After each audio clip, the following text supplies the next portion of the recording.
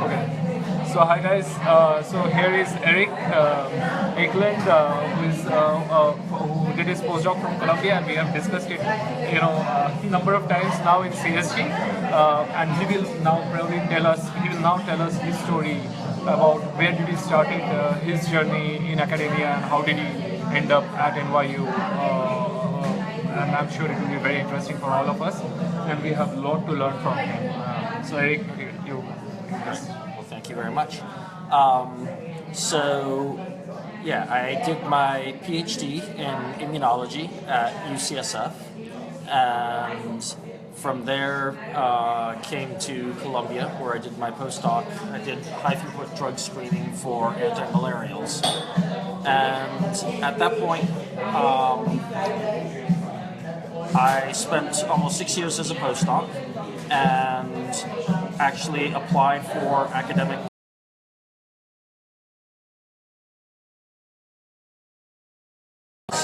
and in that hiring cycle you think, okay, I've got to work harder, but when nobody gets the job you start to realize, okay, it's limited opportunities, right? And so I knew nothing about investment banking,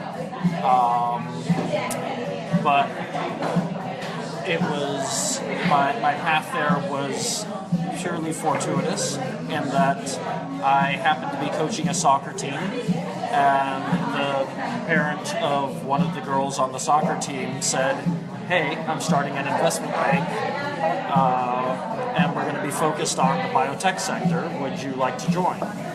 And that was actually a couple of years before, and so I said, I'm applying for faculty positions right now, and so I'm not really interested. But 2 years later, I called him back and said, hey, are you still in the biotech sector?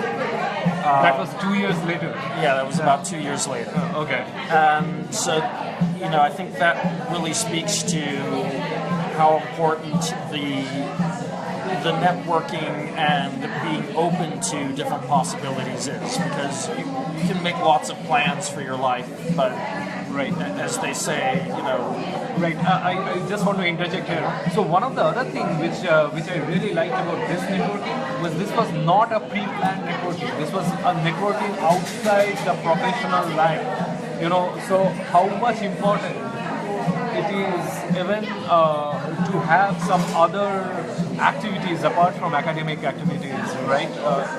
So you never know where the opportunities are coming up from. So I think that's the unique thing about this, like getting to know somebody in investment banking from training soccer, from soccer teams. Yeah, absolutely. And it's always better to be networking when you're relaxed and you don't need the job than to be trying to hit, every networking event that you can where you're desperately just trying to meet people to get that job, because then it's inherently a position in which you're coming to someone asking for something rather than just meeting someone, finding out what they do, appreciating them for who they are, actually developing a relationship that's independent of your need for a job. So I, definitely take the opportunity to network whenever you can. Obviously, networking within your field makes more sense, but start as early as possible. So from when I approached him, I was basically hoping to do some more networking. That would lead into some contacts where I could learn more about investment banking, what was actually involved, and instead I got called in for an interview the very next day. So the whole process from my reaching out to him to my getting the job was about 2 months. So, things are definitely going to move much quicker on outside of academia than inside academia, where the hiring cycle took, 2 years. So for those of you who don't know much about investment banking, you can generally split it up into sort of 3 broad categories. You've got your the people people who actually are conducting transactions, and then you have your bankers who negotiate the deals. But then in addition, they have this research division appended, and those are your analysts who go out and say, you know, I've studied this company, and I think they've got, you know, a great program with good fundamentals, and so you should buy their stock. And for the biotech industry, where you have a lot of these early stage companies that have an interesting program and no real, you know, income to speak of, there's actually a good niche there for people who have some kind of science background, because a lot of the investing that happens is based on what do you think of their clinical program, what do you think of the fundamentals of their research.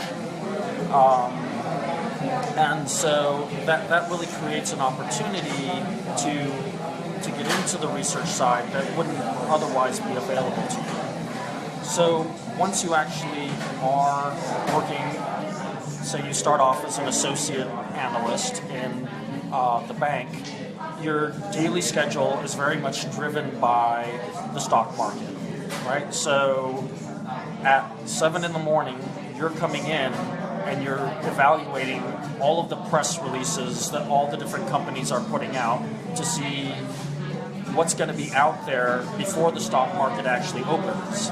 So your job is to process that information as quickly as possible. Generally, there's some kind of a morning meeting where everybody discusses the news flow that's come out, and then you start writing notes that you're now going to put out to the investors so that they can decide, are they going to, you know, start trading stocks, buying or selling, whichever the case may be, as soon as the morning bell rings, right? And then, ironically, the rest of your day, depending on the news flow, might actually be more mellow from there on. And that's when you spend your time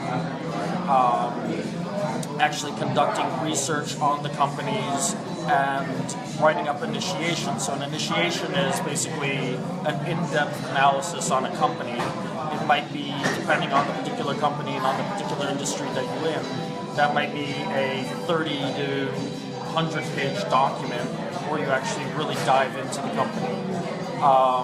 And so for biotech, you're really going to be looking into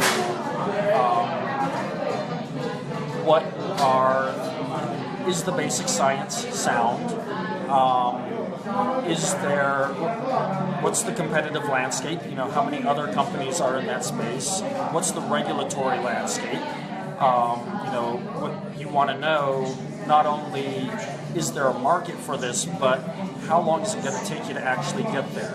If you have to show, you know, just that your drug is able to shift some biological parameter, like hematocrit or something like that, well, that's a much shorter sort of endpoint, and you might be able to get away with a clinical trial that's much smaller, that happens much more quickly. But if you're going to have to demonstrate a difference in survival, well, depending on how long your patient population survives, that might be, you know, a year or 2 years or 5 years. When you're looking at endpoints for something like Alzheimer's disease, people are worried that you're going to have to look, you know, maybe you're going to have to start 5 or 10 or 15 years ahead to actually see an effect. Well, from the investor's standpoint, that means if you're investing money now, when are you going to get your returns? If you've got to wait 15 years, you want a much bigger return than if you're able to get returns just, you know, a year or 2 years from now. So what you do is you build market models in which you try and bring all of those different components into your market model so that you eventually distill all of that into a price. What do you think that stock should be worth today based on all these different factors that you've incorporated into your model? So your day-to-day, you start with your news flow, then you'll work on initiations, evaluating companies, You also spend a lot of your time meeting with companies. The CEOs from all these companies, they want to come in and meet with you so that you know the latest things happening with them, because at some point, if they need to raise money, they're going to need you to go out there and be a proponent for them. They're hoping that you will be a proponent for them, right? Obviously, if you don't think the company has value, then you're not going to be a proponent for them. But they're always trying to convince you that, yes, they've got something good that they want to bring to you, and then you'll go out and help them raise money, whether that's through taking loans or through companies will talk to investment banks if they're going to do an IPO. They also come if they need to raise money through a secondary offering of their stock. So your typical day, you'll often meet with different companies, spend a certain amount of time doing analysis, and then at the end of the day, starting around 4, your news flow starts to pick up again. So from 4 until 7 or 8, you're then going to be analyzing that second wave of news flow that comes out after the stock market closes, and you put out your second round of notes. So your lifestyle is definitely very constrained by the stock market. You need to anticipate that you're going to work a lot, and you also need to anticipate that it's going to be unpredictable. There are going to be some days in which there's no news flow. By 4:35, you can actually walk out the door. There are going to be other days when you're getting ready to walk out the door at 5, and some company puts out a press release, and all of a sudden you're leaving at 9 or 10 that night. So it's very exciting work. It's very interesting. I mean, you got to go out and talk to, really intelligent people who are driving the industry. You're looking into the latest cutting-edge science. So all of those aspects about the job are really fantastic. The downside is that you pretty much have to be willing to give up all of your external life, at least for your first couple of years as an associate.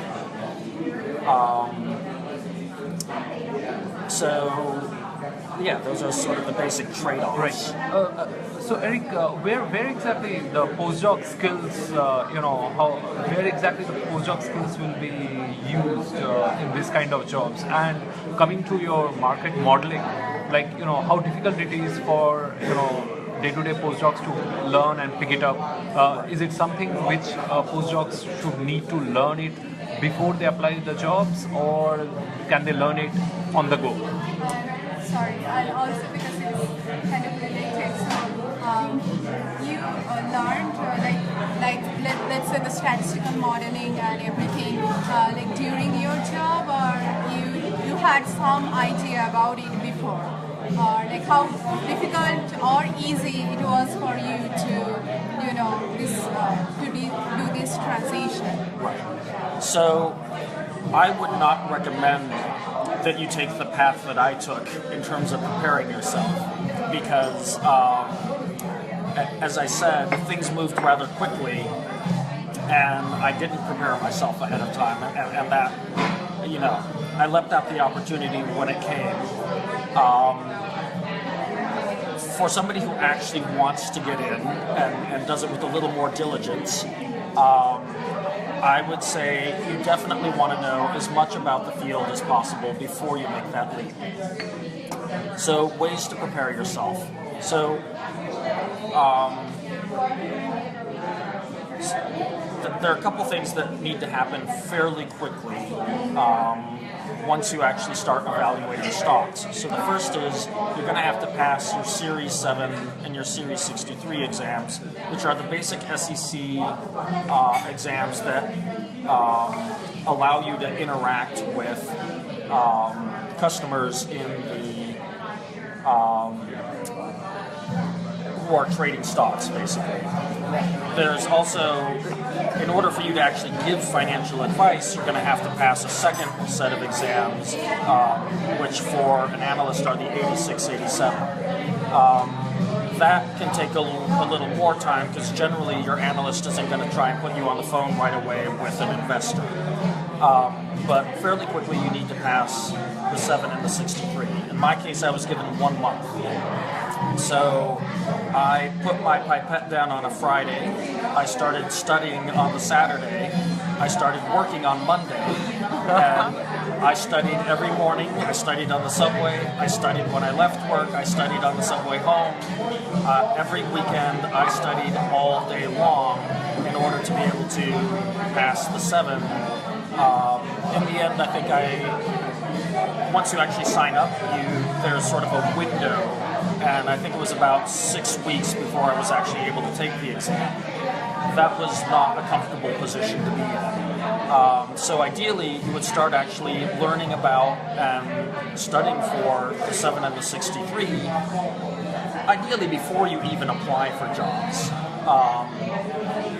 So that's good for 2 reasons. First of all, when you apply for a job and you actually talk to a potential analyst you might be working with, it demonstrates that you have some commitment and that you know something about the field and you're interested. You've actually taken the time to invest some energy in it. The second thing is it'll make your life much easier once you do start. Depending on the particular bank, you may or may not be given time to study. The bank where I was at, there really wasn't any time given to study during work hours, so it was all about studying on my own. As a postdoc, I owned no stocks. I did not follow the stock market.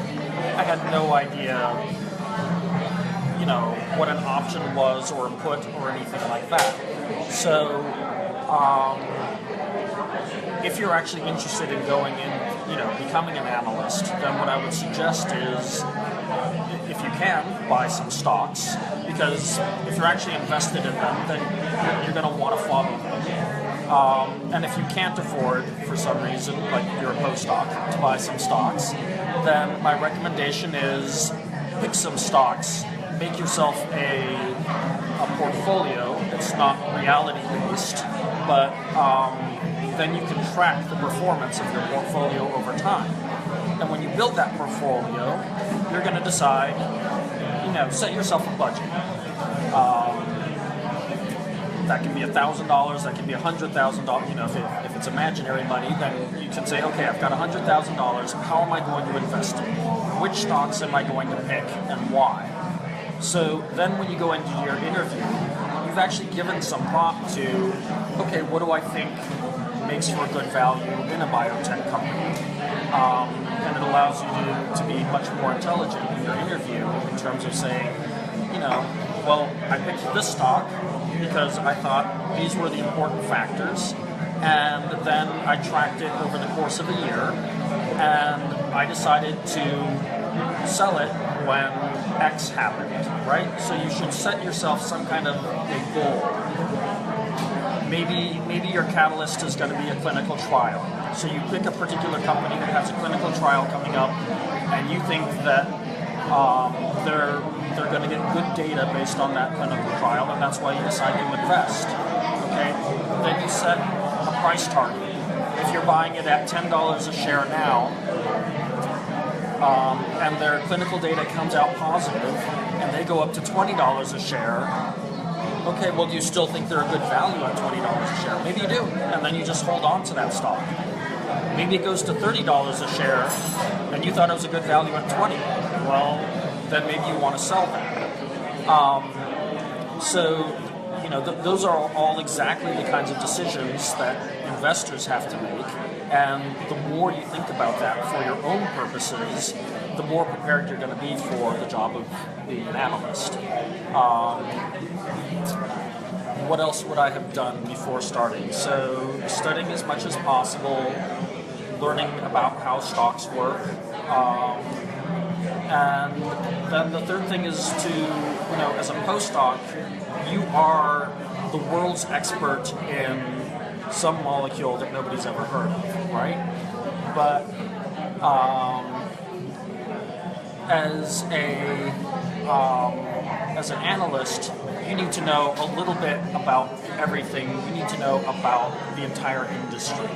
So, take some time reading the publications that cover the industry, whether it's Fierce Biotech or Economy, publications like that, so that you kind of know, oh, what companies are really hot right now, what companies are brand new, and actually try and develop a little bit of a sense of history so that you know what programs have already been tried and failed in the past. That's something that you really don't get as a student or as a postdoc, but that really is important when it comes to analyzing stocks. So I would say those are sort of three key things to do to prepare yourself before you ever set around to actually applying for a position.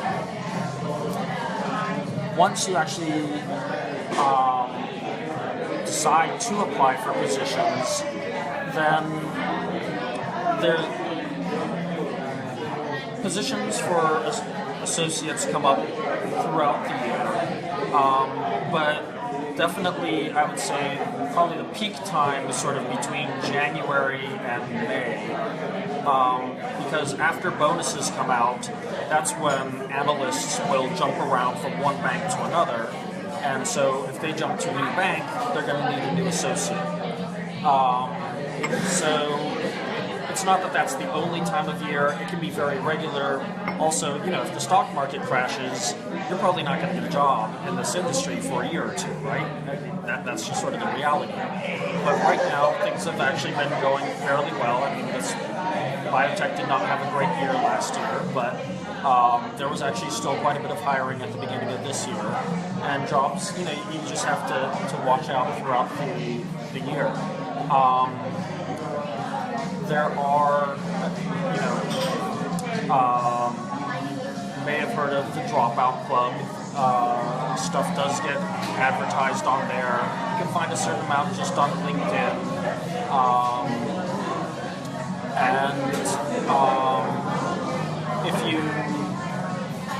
If you just send a cold email to someone, you may get a response. You might say, hey, I just want to learn more about this. Would you or somebody from your team, would you be willing to talk to me? And you might just happen to get lucky that you talk to someone and a couple months later, they move on and that position gets left open. There's definitely, particularly I think at the big banks, a lot happens, just by word of mouth, not through an advertised position. So, once again, this isn't universal, but your best chances of breaking into the industry might happen by getting a position at a small bank. That's also where your skill set is going to be the best, because the small banks often are the ones that are dealing with the small companies where their value is driven not by how much money is coming in, but by how well you can evaluate the science and the clinical trials. Once you're evaluating Big Pharma, once you're evaluating Merck and Eli Lilly and Pfizer, to a certain extent, they've just got enough clinical programs going that some are going to fail, some are going to work out. They'll buy somebody if they need a particular program, and really them having sort of the more classic MBA skills, the more classic financial skills are much more important. Whereas when you're dealing with the small companies, you can learn how to build a market model on the job, and there'll be a certain amount of trial and error there.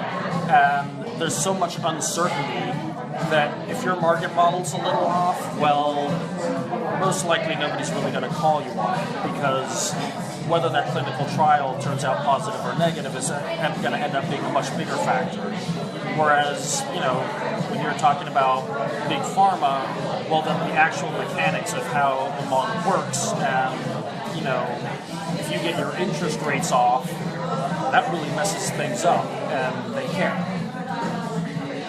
So, does that address your questions? Great. I will stop the live. What will be your last, suggestions for the current postdocs? My The last current postdocs. bit of advice for the current Advice, postdoc? yeah.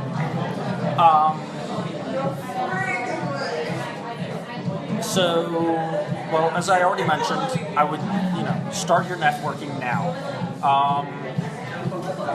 You might want to find out about consulting. You might want to find out about, being an analyst. You might want to find out about going into industry.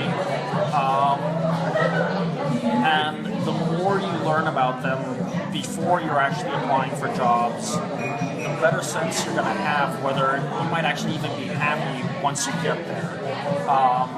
And so expose yourself to as many things as possible. I would say many of these things are very translatable. So if you go into consulting or you go into investment banking, that will open up additional opportunities for you further on. But you're going to have to dedicate some time to it. If you jump into investment banking and you discover you're miserable, well, you're going to be miserable for at least a year or two, and putting in, a lot of your life being miserable. So, my advice is network as much as possible, explore as many opportunities as possible, and then once you actually pick, then really narrow down your focus, talk to as many people as you can, make as many connections in that field, and then make your jump. Great.